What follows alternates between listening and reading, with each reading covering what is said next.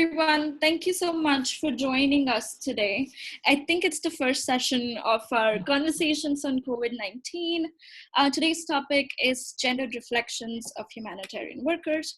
My name is Ayushi, and I work with Gender at Work just one second. Okay. To give you an idea, just a bit technical issues. To give you an idea of Gender at Work, we are a transnational feminist network of individuals and organizations.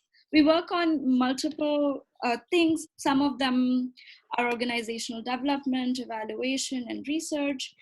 Our experts are spread across, as you see on this call, from Australia to parts of Africa to the Americas. Kaylee Jordan, our moderator for today, is one such expert. Just to tell you a bit about Kaylee, she's been working with us since 2013. She calls herself a Canadian human rights expert and an independent consultant. She's absolutely wonderful and has been oscillating between Canada and East Africa for the last so many years. Lately, she's been working on the Ebola pandemic in DRC and Somalia. And she recognizes herself as like a wonderful feminist humanitarian. I added the wonderful. To you, Kaylee, now. Thank you so much again to our panel as well and to our attendees for joining us today. Thanks, Ayushi. That was a really wonderful welcome. I don't know if I deserve all of that. I'm really thrilled to be here today and to moderate this discussion. So welcome everyone, and thank you Gender at Work for hosting this conversation. We are extremely lucky to have three really amazing panelists with us here today. We have Birizila Buadromo, we have Nizreen Alami, and then we have Fatuma Luan as well. But instead of me introducing them, I'm actually going to pass it over to you. If each panelist can do just a brief introduction and tell us where you are in the world and what you're working on. Maybe Nizreen, I'm going to send it to you first. Good morning, everyone, or good evening. I'm Nizreen Alami. I am an associate with Gender at Work. I'm based in Amman, Jordan. I have worked in both development and humanitarian contexts for the past few years. I was in the humanitarian country team as a gender advisor in Palestine until 2017, and also being based here in Amman, Jordan, I've been involved in the response to the Syria refugee crisis. But the bulk of my life has been working in the development side and on gender financing for gender equality and gender responsive budgeting with UN Women. Great, thank you so much. Virazila, maybe I'm going to throw it over to you next. Thank you, Kaylee. Bula, I'm Virazila Buandromo. I am sitting in Suva, Fiji. It's around 6 p.m. in the evening. I am one of the co-leads at Urgent Action Fund for Women's Human Rights in Asia and the Pacific. I've been working at the fund for the last 3 years. We're a feminist rapid response grant maker. Before joining UAF, I used to work for a feminist organization here in Fiji. Our work was around democracy and around legislative reform. Thank you. Great, thank you so much. Okay, and Fatuma. Hi everyone, this is Fatuma. I'm a gender in emergency specialist working with CARE International Rapid Response Team. I'm based home in Niger, West Africa. I am a deployable gender in emergency person for the last 7 years or so. But I've been working in humanitarian emergency programming since the last 10 or 12 years. And basically, I'm supporting technically country offices responding to emergency to integrate gender into their planning response through capacity building, gender and GBV analysis, proposal design, etc. And I'm currently supporting the West Africa region, integrating gender, but also conducting rapid gender analysis for the COVID-19 response for the region. Great. Well, thank you everyone for agreeing to be part of this discussion. We have a very global conversation today, people coming from sort of all over the place, which is really lovely to see. So the idea for this conversation started a couple of weeks ago. I had just arrived back in Canada and was, doing the mandatory quarantine, 2-week quarantine. And I was seeing a lot of my friends and my family go through emotions and processes that I really associated with my work in emergencies. So, seeing people having to adapt to a new reality of living through a global health crisis, having to change behavior, and also, dealing with stress and anxiety and insecurities that I more so associate with the work that I do in the humanitarian fields. And the other reflections that I was having to complement this was I had been working recently on the ongoing Ebola epidemic in the Democratic Republic of Congo, and was reflecting on, the lessons that we've supposedly learned in other emergencies and other global health crises from other infectious diseases that maybe not, and this can be a point of discussion, maybe aren't being completely adapted or integrated into the COVID-19 response. And so it was from these reflections that Gender at Work had asked me to write this blog piece, which was grounded in this idea that, as feminist humanitarians, I'm identifying myself as that, not all of us identify as that, but as a female working in the humanitarian action space, there are these very unique lived experiences that I think are an important angle, an important discussion through which to view what's going on with COVID and around the world right now.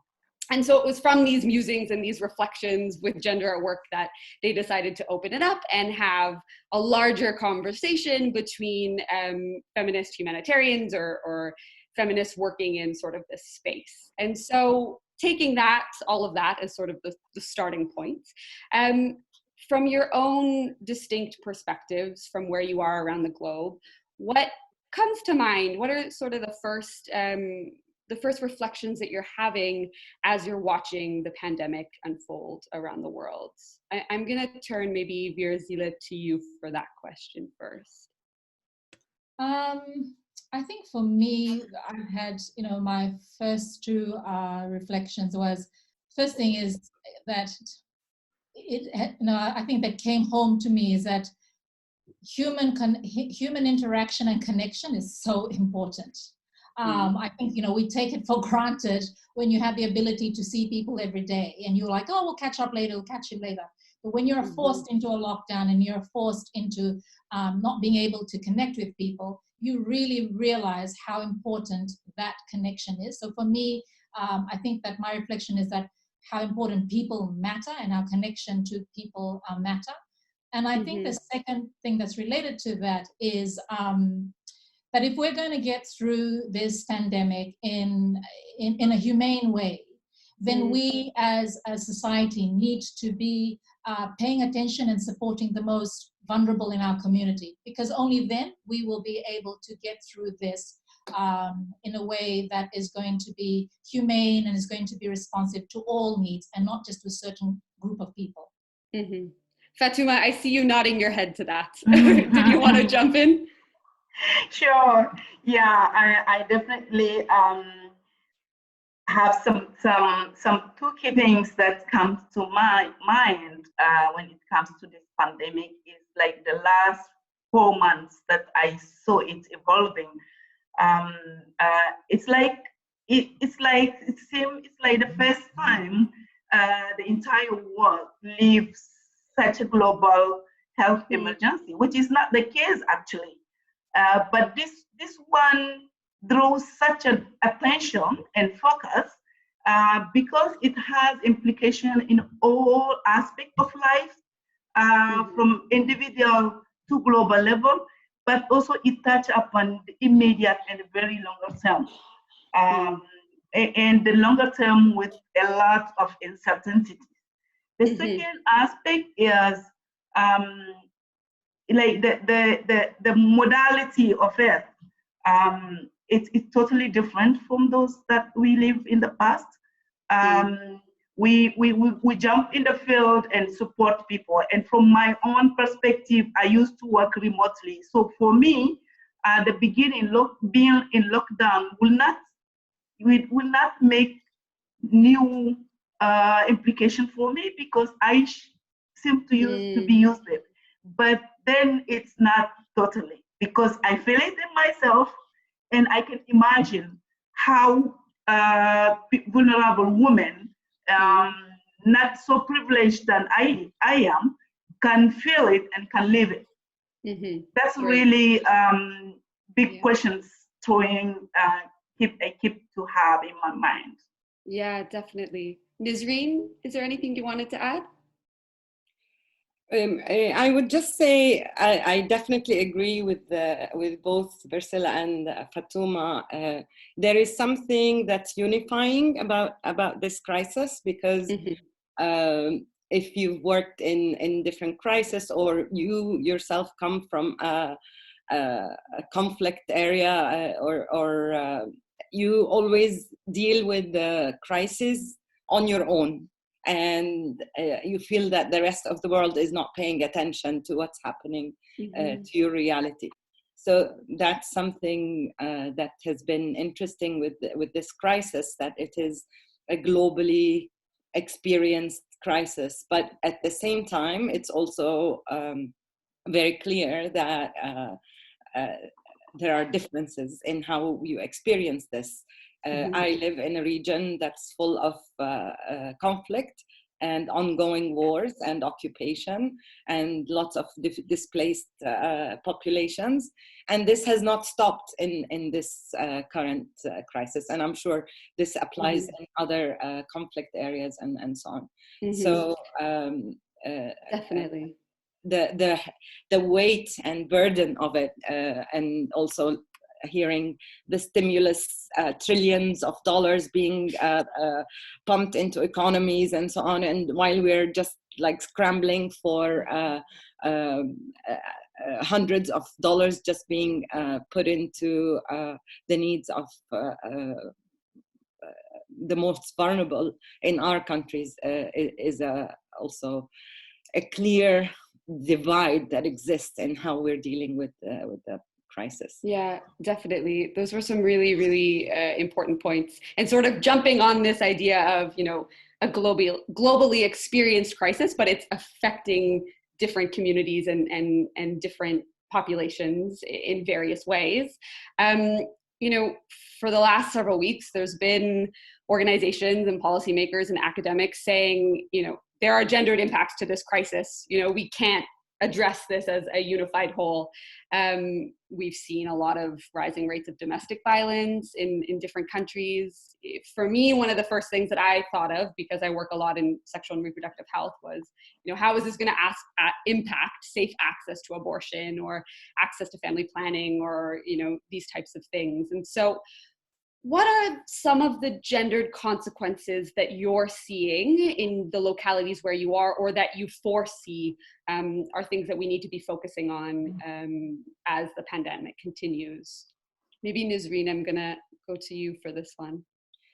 I have to say I've been focusing a lot on the economic impact on women, and I work with local women's organizations here in Jordan, and have been for the past few years, looking at the care burden and its impact on women and ability to generate income and so on. And it was in Jordan, we have very low formal labor force participation for women, and one of the reasons, one of the barriers for women's participation is their unpaid work and their family responsibilities.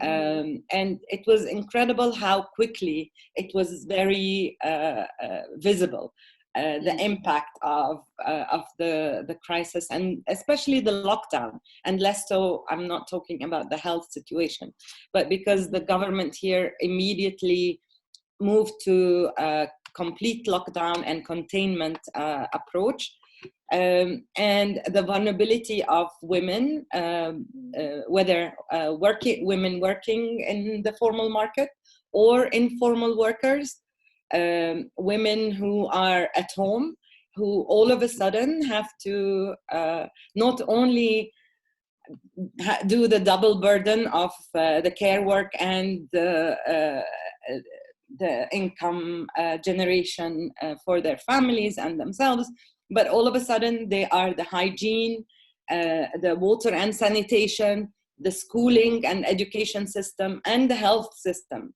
all together, subsidizing the response, really. And we talk about women frontliners working in the health sector. Those women don't even have access to nurseries or childcare as they're going every day to. And so our struggle was really on highlighting this and making sure that the policy response is paying attention, with little success, but I'll talk about that maybe a bit later. Yeah, definitely that, the difficulty around, I think it's thrown into the conversation, care work. How are we dealing with care work in this crisis? And it's definitely but it's also topic. the vulnerability of women's jobs. So it's on both sides. Women's jobs don't have the social protection that covers them in situations like this. Birzila, I see you nodding your heads, so I'm going to jump over to you. Yeah, I mean, I totally agree. We're seeing the same thing here as well, in the Pacific, and particularly in Fiji, where I'm from. And I mean, another gender dynamic is also about the pressure or the burden that women have to be the ones who get the information around COVID and how to protect the family. I think that's a really key thing. And yesterday I was on a call and someone said something really interesting, which I think is important. They were saying that, for a lot of survivors of violence during, they're locked in lockdown. So, they're locked in their homes with the perpetrators. And then if they go out and break curfew, then they're getting arrested as well. So, I mean, it's like, it's a double whammy, and that it puts a lot of women under a lot of pressure. And I, also from an economic perspective, like when you think beyond the current dynamic of just jobs, but a lot of the sectors where women currently work may not exist after this. And because they are in positions that where employers easily get rid of them, the likelihood that they're going to have jobs after this is also a huge concern. And we should be thinking about how do we reconstruct the economy to support this work beyond where we are at right now. Fatima, what about in Niger and in West Africa? What are some of the reflections and consequences that you're seeing? Yeah, thank you. So I do really agree on Nisrin and Priscilla's points on the impact of this pandemic. To add on those ones, the limited access to resource on top of the loss of income and resources, new needs, emerging new needs due to lockdown and having permanently all family members living together, adding on the stress of that. So in the other way, services like life-saving services like sexual and reproductive maternal health are reduced drastically because all efforts are focusing on COVID-19 response and so on. And on the other hand, in West Africa, basically there are a lot of rumors regarding this pandemic. Simply people do not even believe that it does exist and it may affect them. which has also an implication on their ability to seek the service. And like, for instance, a pregnant woman in lockdown, and having a husband who normally take the decision for her to get access to health service and family planning, for instance, her husband being reluctant for every family member to go to health center because they think they will get the disease there. So a pregnant woman is in this contradictional situation of emerging life-saving needs, a limited service available for her, and will face, much of maternal death or newborn deaths and infant mortality, etc. But also due to this lockdown, and everybody is at home, and the limited access to family planning will lead to unwanted pregnancy. So for me, women not only are affected in all aspects of their lives, but also they are affected deadly on other specific life-saving needs. And this seems not to be dealt with at global and at local level as well. Yeah, definitely. I mean, we can't just be talking about the impacts of COVID right now, but all of these other things that you've been describing. I want to talk a little bit about civil society and grassroots organizations. The response so far seems to be very, focused on global coordination, channeling through these larger institutions, WHO, the UN, governments. But we know it's local communities and grassroots organizations that are sort of at the front line of this thing. And this is especially true for grassroots feminist organizations and women's rights defenders and, small local community-based groups. What role are you seeing that they are playing in the response? And what are some of the challenges that they may be facing? And how do we, a global we, support sort of grassroots frontline civil society? I don't know if someone already had some thoughts and they want to jump in on that, or I can. Or Fatuma's jumping in. I can jump on this one and expand on like local women organization, now really a formal one, but informal one. Like we are working with many women saving and loans association groups in the field all around West Africa. And those grassroots level women are in the front line of the response, and as well as being affected drastically because of being part of the vulnerable women, trying to sustain their life and develop and empower themselves. So those women working in VSLA, immediately, because they're organized group, they jump in and support each other in terms of, peer support, but also in terms of sensitization regarding the COVID-19. This is in a kind of informal way, but they lack, capacity to adapt, to adapt and have the ability to do more. But they have the potential to do, and we see some of the example of their resilience and their initiative of adapting their operational modality to continue their saving and loan scheme working while respecting the social distancing and doing it in a remote way. This is fantastic adaptation I see, but they need to be supported to have more ability to operate, and because they can, as being in the front line, they will reach out to other peer women and population that we from national or local level or global level, we cannot reach with all means of communication regarding this pandemic.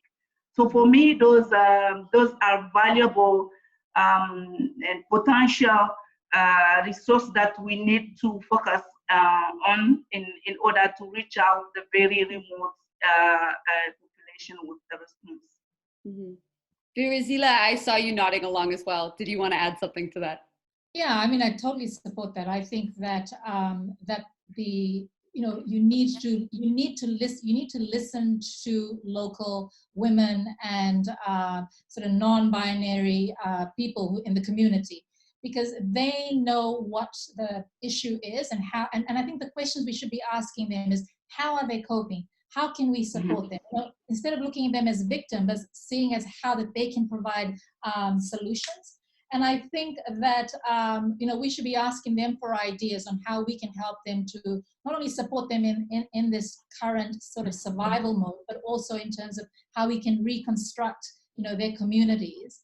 I think from a funder's perspective, we funders need to be we need to trust these communities, because these communities are experts, and even trust them in the sense that if they say they need help, we as a funder, I need to just be giving them money so that they're able to support those communities. This actually leads me right into the next question, which was around funding and donors. This is a key part of being able to respond to this, being able to fund frontline grassroots organizations. What are we seeing right now in terms of donor responses?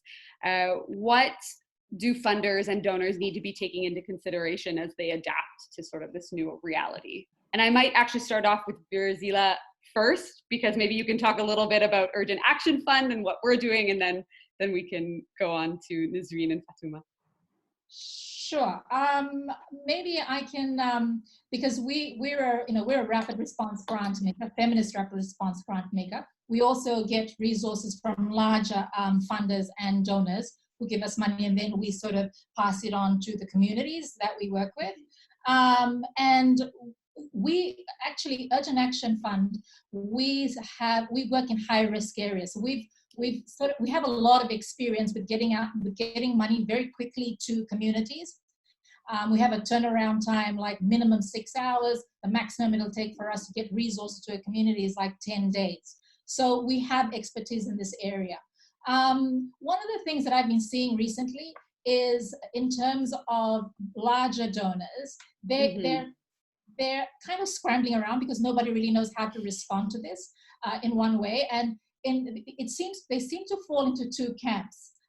One camp is those who trying to speak to as many people as possible to try and develop their own strategy. I find that interaction can be extractive, because I just feel like they're taking everything from you, but not working in a collaborative way. And then there are other funders who are asking you, what do the communities need? How can we help them? And they're a lot more flexible, and they're a lot more understanding and trusting. And the flow of funds is happening a lot faster, and it's getting to communities a lot quicker too. Mm-hmm. Yeah, definitely. Nazreen, over to you. What are your thoughts around donor responses, how to support frontline grassroots organizations? I think this is a very complex issue, especially in this particular context. We always advocate for more money going to women's organizations and community-based organizations, but honestly, I think with this crisis in particular, this is of course very relevant, but more relevant is looking at the more systemic and structural problems with regard to funding, infrastructure, health sector, having the water and sanitation needed, having a health sector that operates well, and then of course talking about local actors and women's organizations. This is, I see it as part of and parcel that needs now to be looked at comprehensively and holistically. One of my problems working in the humanitarian side, and for those who have not worked in humanitarian, there is this very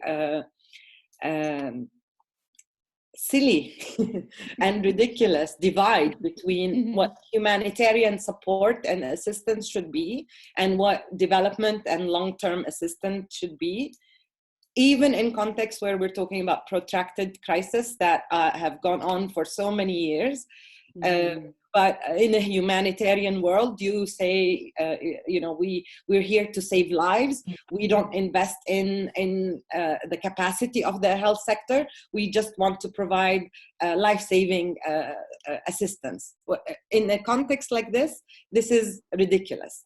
Giving support to local women's organizations or community-based organizations at this moment is very important because it allows people to respond to the immediate needs, but without having the investment in the health sector, in the infrastructure, without asking why are health sectors in most countries in developing world under so much pressure. Why have they been privatized? Why has the spending on the health system been so little?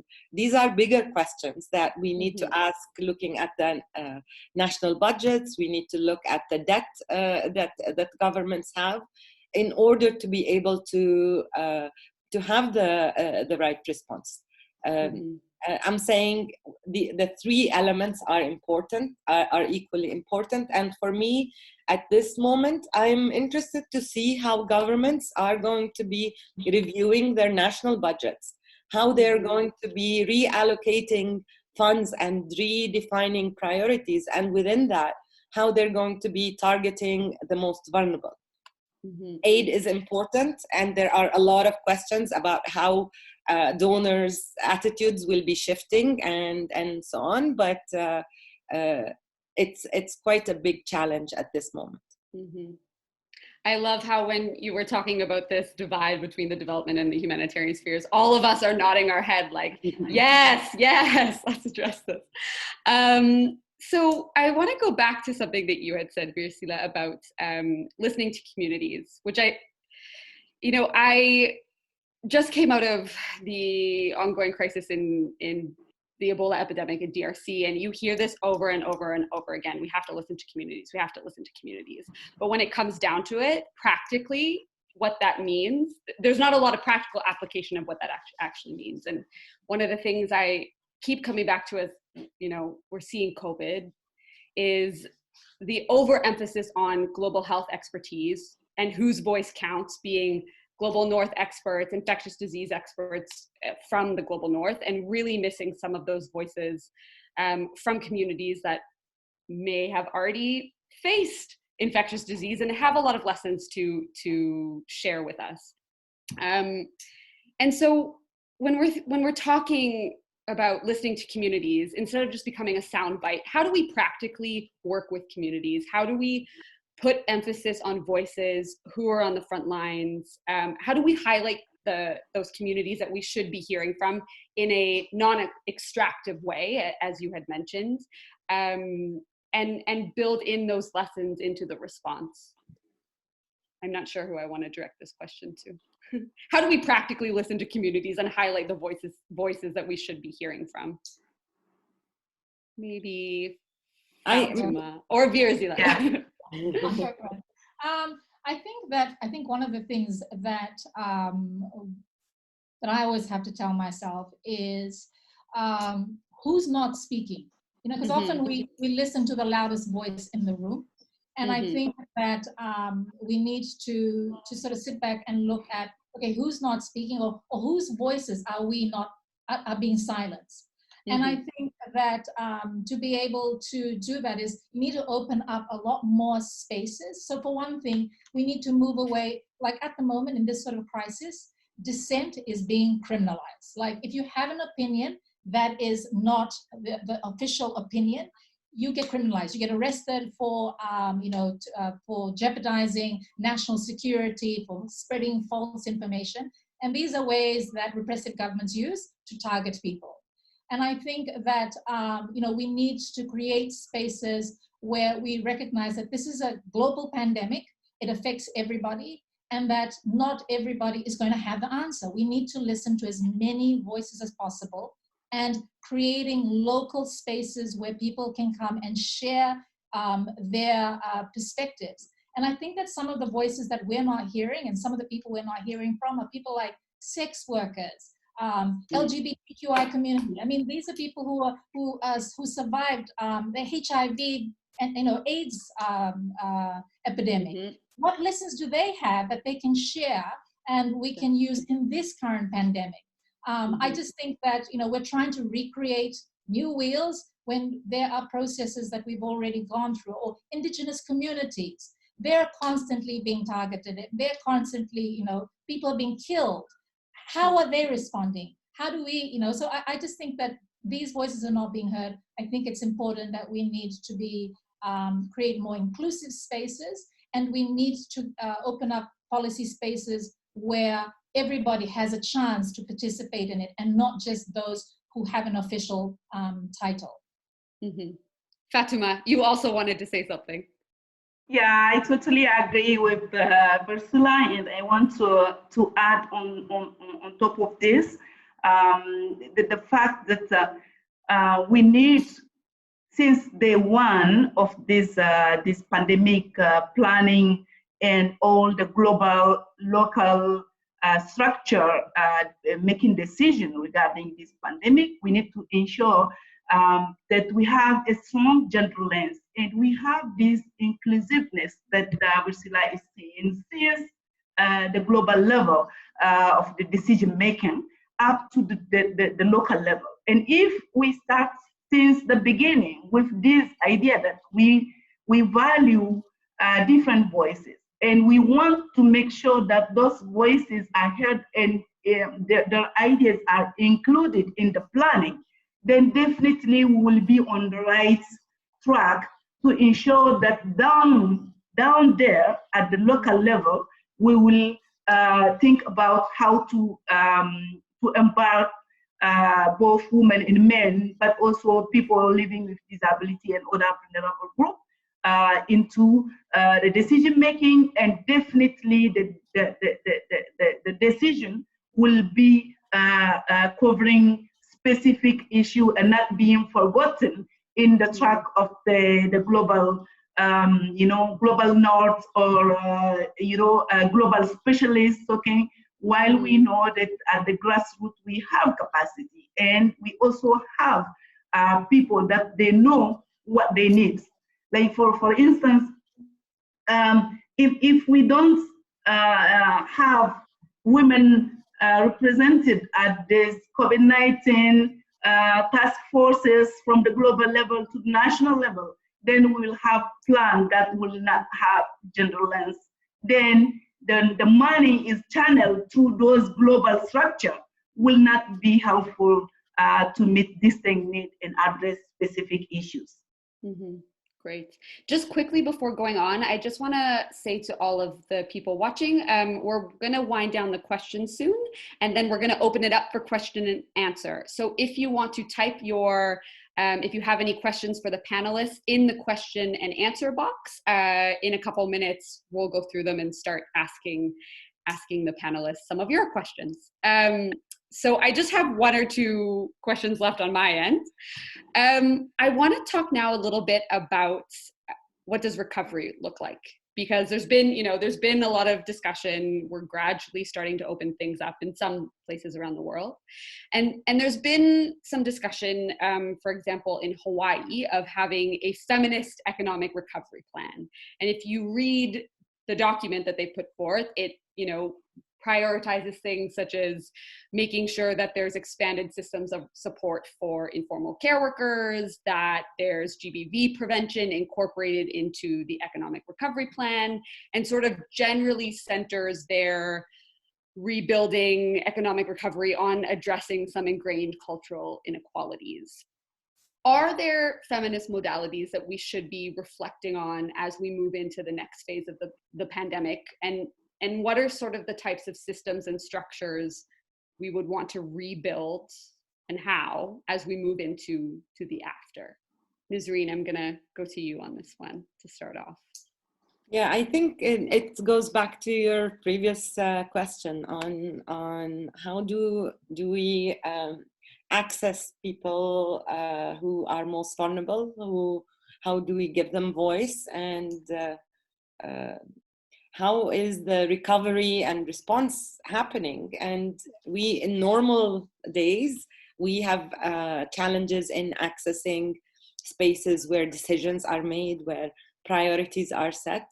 And in this crisis, it's even more physically, logistically happening, that you cannot move, even if you're working with people in informal sector, domestic violence survivors, etc., etc. You don't have access to those groups, and therefore you're not able to convey the voice. So we've seen in the immediate response that policymakers forget about vulnerable women, or they're not necessarily seen as the priority, or different vulnerable groups. And I don't think it's going to be any different in coming up with a recovery plan. So the challenge of really carving that space and having allies who can really speak and make sure that the responses have elements that respond to the vulnerability. And of course, we've seen the tension that exists. What is more important, the economy or the people, the health or the vaccine or the cure? All of these tensions that are part of the conversation at this moment really put a big challenge to women's organizations that do advocacy work and not necessarily work at the community level, and this is going to be quite tough because resources are very limited. But our challenge is to really come up with the data, really speak up on part of systems that we've used in the past that have always been gender blind and have left a lot of women out, like, for example, in the humanitarian world, using the household as the unit for support. Also, always seeing women as the vulnerable group that is we give women social assistance, but when we're talking about social protection and empowerment and investment in economies, we only see men, etc.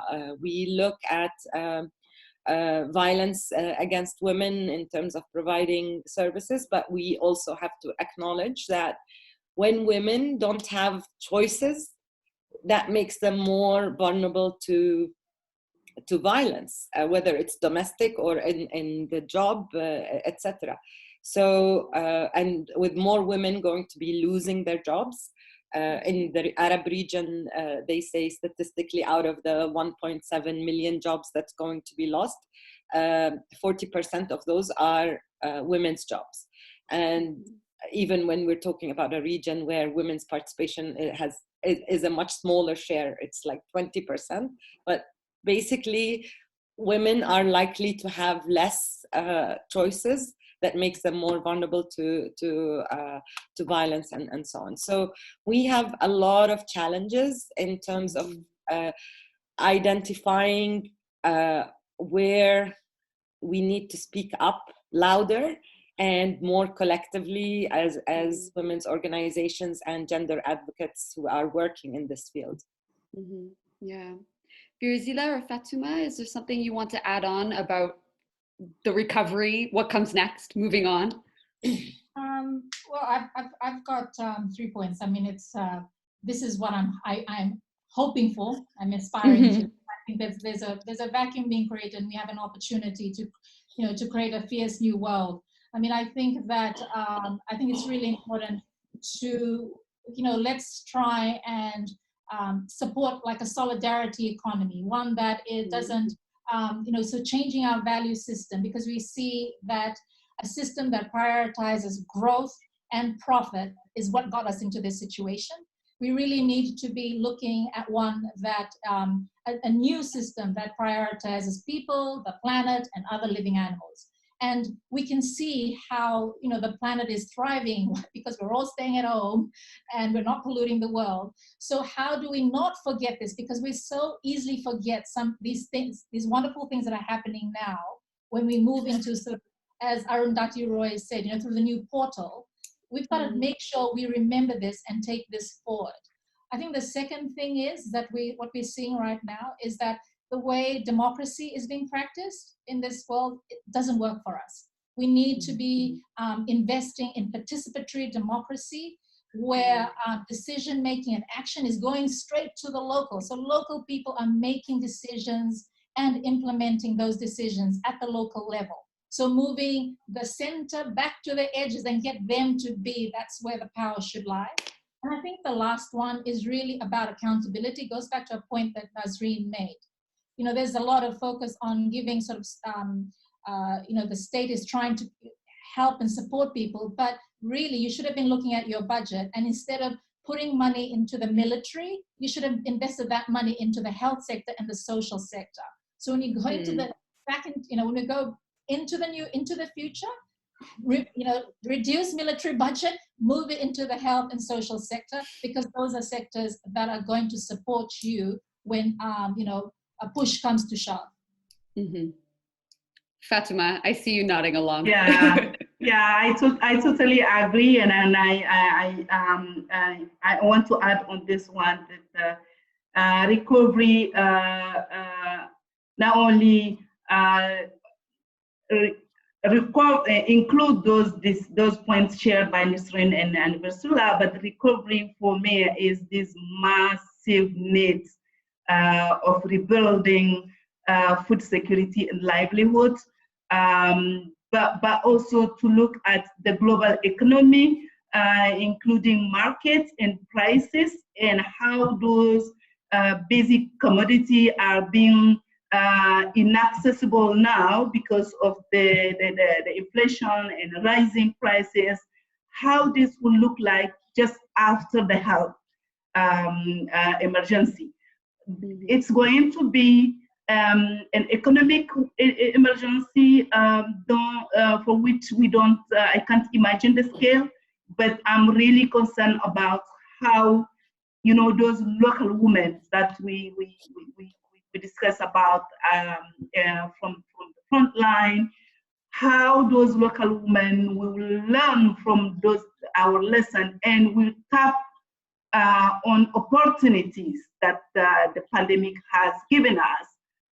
An opportunity, I'm seeing a lot of opportunity because there are innovative initiatives that those women are showing from how they adapt to the situation to continue operating with limited capacity, with limited resources, how we can tap on this opportunity to close some of the gender gap, like for instance, access to the new technology of information up to the very remote rural women, struggling with their life and access to information and market.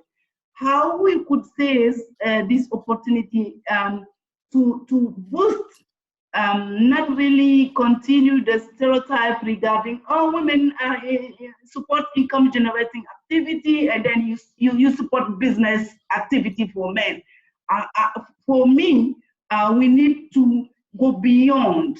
We need to go beyond the small income generating activity to invest on entrepreneurship and the strategic level economic empowerment for women. One more opportunity that I'm seeing is, do not forget this opportunity that the lockdown and the relationship rebuild within family, including the sharing of domestic tasks between women and men, to continue and sustain on those small changes to make them bigger and sustainable, and to free up space for women to have enough time to invest in more than income generating activity and move to entrepreneurship and empowerment.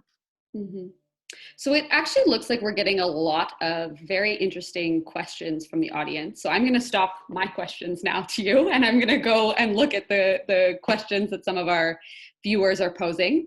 And we're going to do maybe about 15 minutes-ish for some of their questions. The first one, there's actually several questions around good practices or examples about dealing with the humanitarian and development divide that you mentioned, Nazreen. So I'm going to pass that question off to you.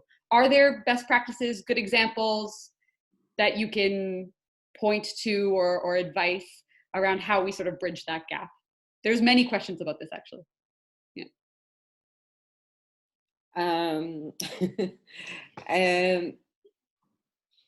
I think the good practices is when we try to break those, I believe, and because you break them not necessarily by changing gear, but by building partnerships, by looking at continuity between both ends, and by not really being victim to this dictatorship of the kingdom of humanitarian and the kingdom of development.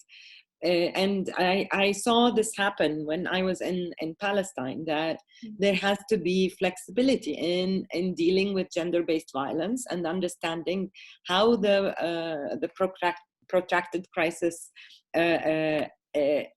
feeds the violence and defines what kind of services are useful or not. And in protracted crisis, there's always talk about the continuum between development and humanitarian. But this requires people to speak and to complement each other, I think, but also for us to have that reflection. And a lot of times this divide is also connected to funding and financing. So yes, I get humanitarian financing, which is a very different pocket from even if it's both coming from the EU or the Canadian government and so on. But I am obligated to do that. So it's really about how we don't fall into this trap of the bureaucratic requirements, but always do what makes sense and speak to each other and see how, yes, there's always immediate needs and there are more long-term structural needs that need to be in place. And this is the common sense, but doesn't happen always. Common sense, but not always implemented like that. There's a question here. As a member of the LGBTQAI++ community, I want to ask you, what are your reflections on gender-based violence for people that identify themselves as a woman or non-binary, regardless of their assigned sex at birth? How do you preview these issues, especially in the time of the pandemic and in the time of COVID? Really interesting question. Virzila, maybe I'm going to throw that question your way.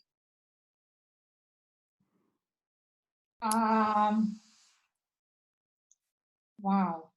Yeah. Well, honestly, I don't know. I don't know, and that's why I need to listen to the community. So you can tell me how I can better respond to this, because I really don't know. And that goes back to the point that I said, like, everything that we do, if you need to understand a community, you've got to speak to that community, and the community often knows the solution, the best practices to support them. What I can do is facilitate resources. I can facilitate spaces to make sure that your voices and what your experience is being heard. Yeah, but I hope that, yeah, I really don't know. Yeah, really, really intense and difficult question. Anyone else want to jump in? I would like just to add that the discussion that we had earlier regarding inclusiveness of different voices in the decision making at all levels, it does apply as well, because the sexual orientation is from we are human rights organization, and from human rights perspective, we do consider all needs irrespective of their orientation, right? And because we don't have the solution beforehand, if we have those voices being heard, then as Priscilla just said, we will have the right way to answer the questions, right? And to meet those needs. And for me, that's where the issue is. If we start thinking that we know what to do from technical perspective, and then we will just give technical solutions, which doesn't answer to the social and cultural dimension of the issue, right? Yeah. Great, thanks, Fatima. Our next question for all the panelists.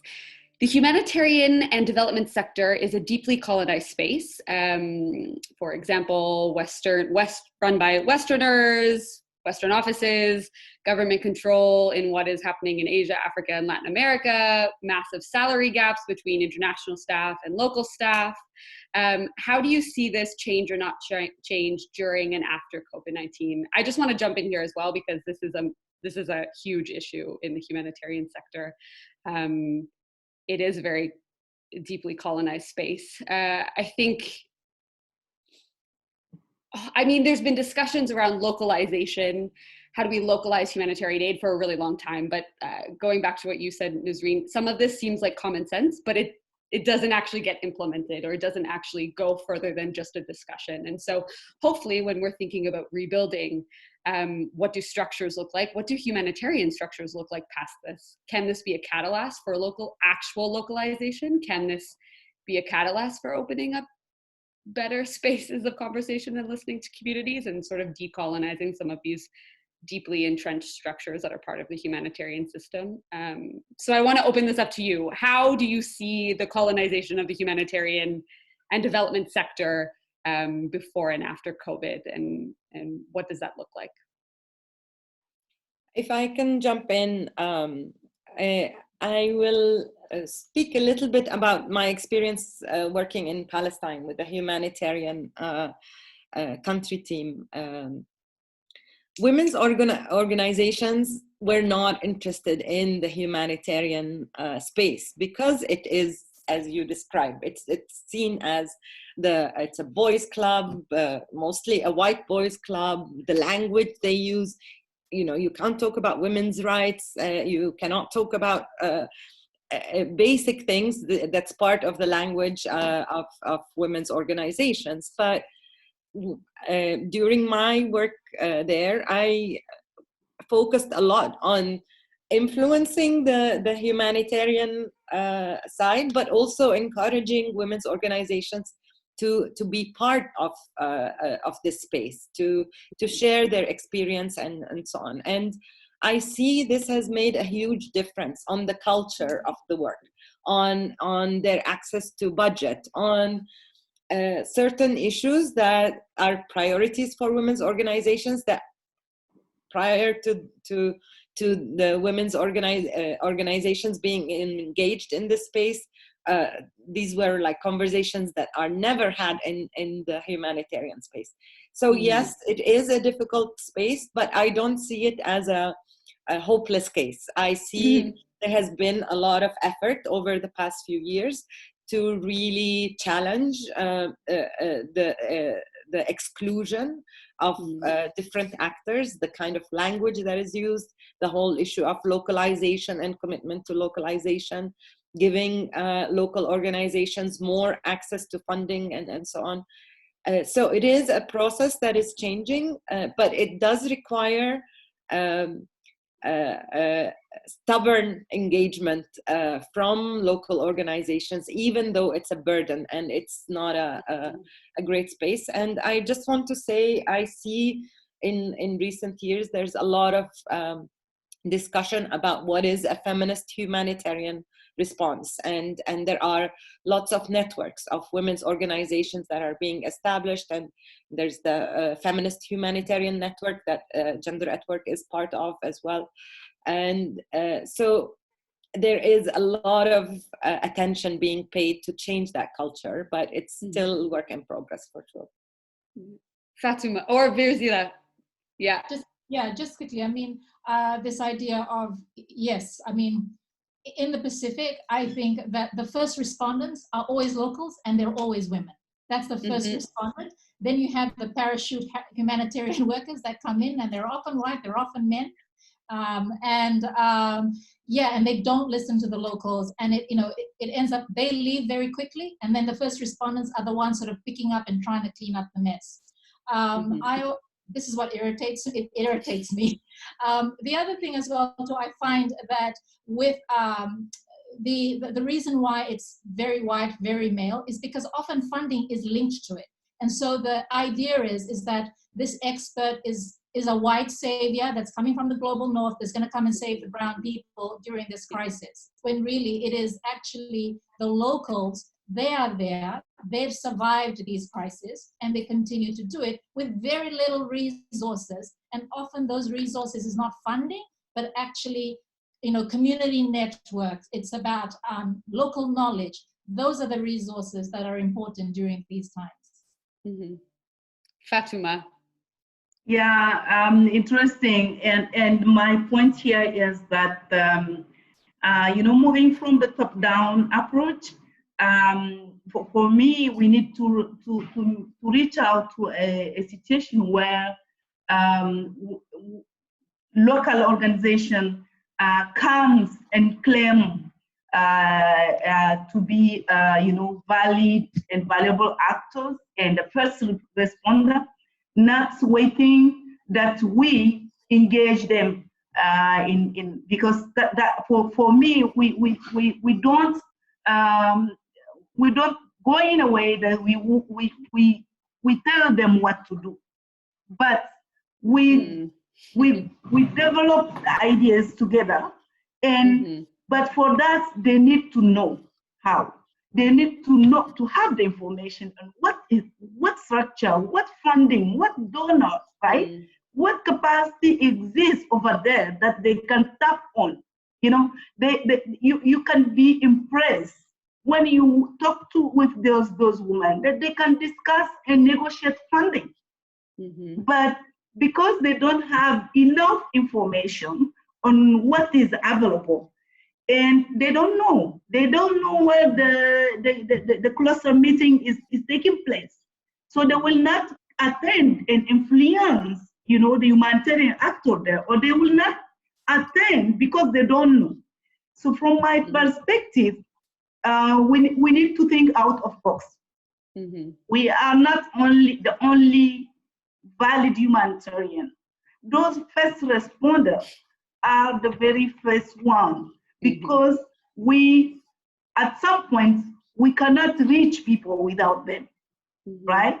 So this is a complex, discussion. When it comes to the localization, that, this is like a global engagement and commitment that we want to go through this, but then it stays with us, It's not trickled down up to the level of those grassroots organizations to be aware that they can claim, this right to attend to cluster meeting, or this donor funding, and to submit a proposal. It's not much about the capacity than about access to information and what is available. Yeah, definitely. I really like that. We're not the only valid humanitarians. We have another question that's sort of switching gears here. Another issue that is emerging loudly is that of the mental health concerns that we'll be all facing, linked to Virsila's earlier point about how important this human connection and interaction in our lives is. Are we equipped to respond to the very high levels of emotional and mental trauma that is going to be, at such a high level? And are we equipped to really build on existing resilience and resources in a way that is both empowering, but also trauma aware? Virsila, I might go to you for this one because it's going to your point about human connection. But I just want to say thank you for this question, because I had some questions about self-care and the mental health toll, but we weren't able to get to those. So it would be great to sort of open up this larger discussion quickly on how do we deal with this. Oh, Virsila? I'm here. Sorry. No worries. Yeah, I mean, I think that that I'll just speak from my own personal experience. I mean, once we went into lockdown, I have to say I did appreciate it for like a week, because I travel a lot, and so the fact that I could stay home was so liberating. But then when we went into lockdown, and it wasn't my choice anymore because the government said where to stay, I then started to feel very disconnected, and so I'm one of those people. I don't like talking on the telephone. I don't like chatting to people. I like face-to-face interaction. But I found that I was relying more and more on virtual conversations, and trying to reach out to people, talk to people, try to hear more about what they're doing. And so that didn't feel like that I was the only one going through that experience of feeling anxious and not knowing what's going to happen tomorrow. So having open, honest conversations, not just with my friends, but with my colleagues, I think was really important. Like in our team, it took us 2 weeks as a team to actually do anything productive, because we spent a lot of time just connecting, not talking about work, but just talking about our own anxieties and trying to support each other during that time. And I think that as an organization, it was really important for us to shed this idea of productivity and just say, it's okay to talk about your feelings and your anxiety during working hours. And it's okay to, to do your care work during your working hours. We as an organization, because as a feminist organization, see you as a whole person. So you need to have some stability, and if that means that you need to connect with people more beyond work, then we will create that space. And I think that, those are some of the things that I think that we need to do. But what worries me is that beyond this, I don't think that we need to create spaces where people can talk about what they were experiencing during this time, rather than having people say, okay, that's done and over with, let's just move on with the rest of our lives. So sort of like, and the idea I was thinking about was, in South Africa, they had this reconciliation process where they had people talk about, the trauma, and it was an opportunity for everyone to talk about it. I think we need to be doing things like that in our countries to talk before we can sort of reintegrate into our previous life. We need to talk about that trauma because we are experiencing trauma. That's a really interesting point, a reconciliation almost process after all of this. Fatuma, what about you and where you are in the world? What are you thinking about, the emotional toll, the mental toll, how to address the trauma? Yeah, I'm part of the society which is like strongly social relations oriented, and so we have lots of connection. Definitely for me, as well as Priscilla, traveling a lot, cuts from this ability to connect and to connect not live, but to connect physically with people.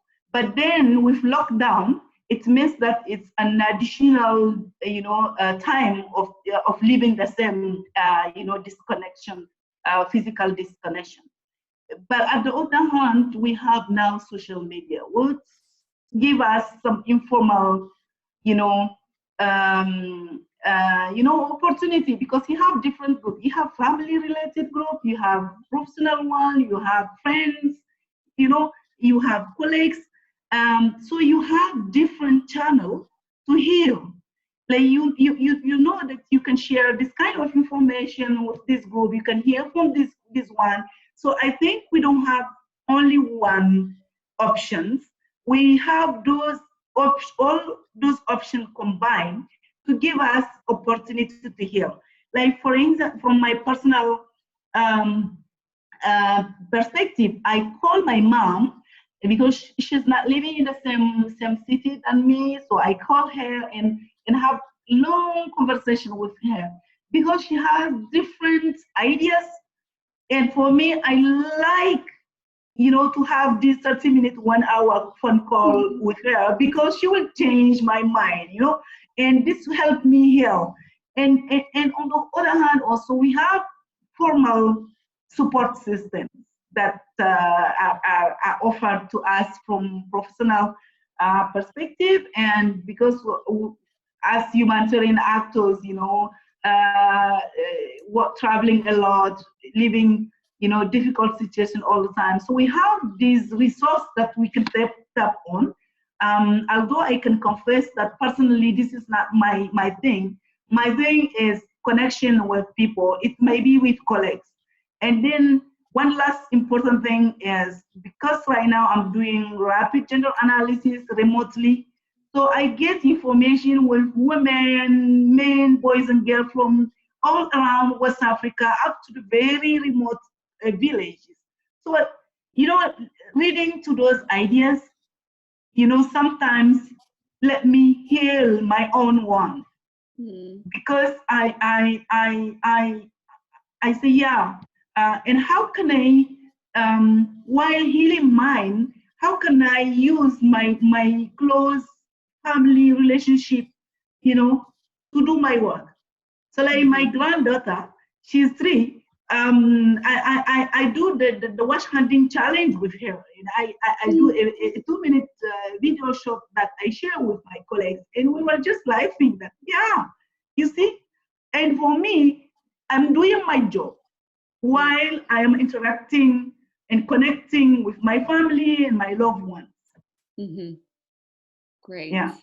And Nisreen, over to you. How are you keeping up that sense of connection or collectivity and addressing some of this emotional toll? On a personal level. On a personal or a larger structural level, thinking sort of into the future.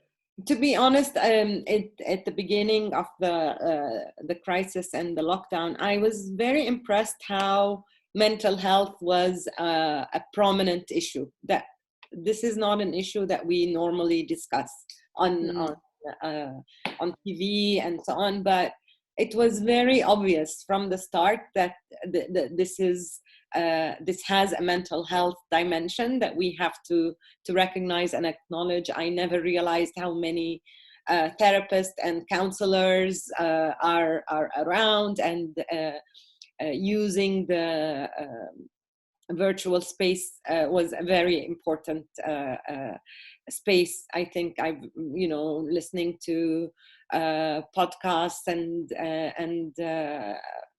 Facebook live sessions and so on. So that was quite interesting, and I'm sure a lot of people have made use of that. Personally, it was really interesting for me how women really claimed the social media space, with yoga lessons and sessions and storytelling sessions and films, and so it's been amazing. But I'm also very conscious that this is not necessarily available to all women. but definitely for me and my group of friends and community, this has been what kept our sanity, and had a nice aspect to it. We had a sharing of poetry exchange on email and so on, that also was very nice. So yes, there are good things about having the virtual space, but I'm also very conscious that the mental health toll on a lot of women has been extremely heavy, and hotline on violence against women, a lot of them report, even though some cases the numbers of reporting has come down, because when women are confined, their ability to actually call a hotline have come down. But the extremeness of the violence has been shocking. A lot of incidents of suicide attempts, and so you're like completely confined to the extent that you go to the extreme, and so yes, but on the positive note, for me, that space has been wonderful. Thank you. Great. So I'm gonna pose one last question as we wind down. There's a question here about feminist advocacy, sort of a two-part question. In what ways are we seeing feminist advocacy be effective during the COVID crisis? And how can feminist networks collectively think about post-COVID reconstruction, especially when current economic and political systems are failing the people? That's a big question to end on, but sort of generally, how can feminist networks harness this collectivity moving forward into a post-COVID type of reconstruction? I'm going to open it to whoever wants to jump on that one. Maybe I can share a little bit. I think definitely part of the answer is in this collective coming together, and we don't do enough of that. I think having a statement with 10 organizations or 20 or 100 organizations is one thing, but doing collaborative work and thinking strategically on how we want to influence is not necessarily happening enough, partly because different organizations are always under pressure and trying to serve their own communities and not necessarily seeing the value of engaging in. But we have no choice. We have to work collectively. We have to have a much louder voice when we are working together. I also think it's so important to be sharing information and data in making the case. Use evidence to highlight who is being excluded and who is vulnerable and who is being forgotten, because that is going to be the basis of where money goes, of what gets attention, and so on. And of course, media is very important. So I'll stop here. Mm-hmm. Fatima or Virasila, any last thoughts on how we can, harness this collectivity of feminist advocacy around COVID? Yeah, for me, this passed through, as just start mentioning, a feminist documentation and of what we among us understand as the immediate, but also the heavy, longer-term feminist issue and gender and diversity issues, and put them in a way that we speak loud about it. It's gender analysis, but then the funding should be shared at the relevant audiences. And sometimes we fail to do that very well, so that we have the information for our programming. But this is not enough, to use this information down for our programming, but also we need to influence. We need to influence decision makers at global level. We need to influence government. So making noise around those issues in a way that will be heard. Yeah, and I was discussing yesterday with my colleague that how about us, extracting some of the audio that we recorded from our discussion with individual women, and share some footage, because it speaks not to us, but also it speaks to others, and this may have an impact much more than maybe something that can come in my report or from my voice in a panel, right? Like I'm seeing how the Me Too movement has been influential from an informal, movement, really personal, isolated, to a global movement that has drawn and has impact all the entire world mindset, including the decision makers. Because an issue that is lived by a woman in a village may not be different from the one that I'm living in as humanitarian actor, or the one that the CEO is living up there. So the idea is, let this be heard, and in a way, and in that this will trigger reflection from everybody, because it's not only we that we are convinced that this is an issue.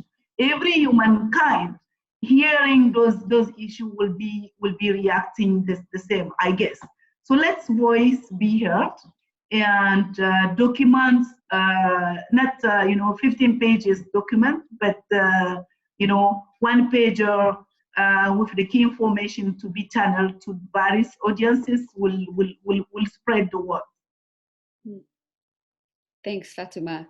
Virazila, do you want to end our discussion, actually? Any final thoughts around feminist advocacy, harnessing sort of that collective power? Yeah, I mean, I support everything that Nazreen and Fatuma have said. I think documentation is really important. I think that, there's a lot of innovative work that's currently being done by feminists. Like there's a group of feminists here in Fiji that have created this whole, Facebook page where they're helping people to barter, so that because people have lost jobs, they don't have any income. So they're bartering their services, or they're bartering like seeds. So it's, new ways, sort of new value systems, a new economic activity that isn't dependent on money. So I'm just thinking, how can we elevate some of these wonderful, innovative work that's currently, like, in this crisis, that this innovation has been created? How do we elevate that? And how do we promote that to show that, new things are possible, that we don't have to go back to the old way of working? And I think that it's really important for us to be able, there's a lot of new ideas that people are sharing on their blogs and so forth. How do we take some of those ideas and experiment with them? Like, let's start testing them and see what the results are, so that when we, that we can invest in it, and, invest in it so that it sort of multiplies. So I think this is a really good time for us to experiment, innovate, and I think that we should be amplifying these experiments so that we can share what we're learning from it, and so that we're going into a more positive kind of space. Mm-hmm. That's a really good note to end on. New things are possible, experimentation, innovation, moving forward. I wish we could continue this conversation, because it's been really amazing hearing all of your thoughts, ideas, experiences. But unfortunately, that's the time that we had set aside for today. Thank you, all of the panelists. This has been a really amazing, wonderful discussion. And I think it's actually the first in what might be a series of discussions. And voila, I'm gonna give it over to Sudarsna and Gender at Work to just end our call. No, thanks so much. I mean, I know everybody's taken time off. This was a lovely, enriching discussion. This is something that we will continue. And thanks to get this panel together across different time zones, across and getting this through. So a lovely thanks everyone for and we will definitely circulate this more widely. I know Aishi and the comms team has plans of sharing the notes and circulating it through our YouTube. Yeah, thank you everyone. Great. Thanks. Thank you everyone, and thank you for everyone who is watching. Bye. Bye. And thanks so much, Kaylee. Bye. Bye. Bye. Bye. Bye. Bye. Bye.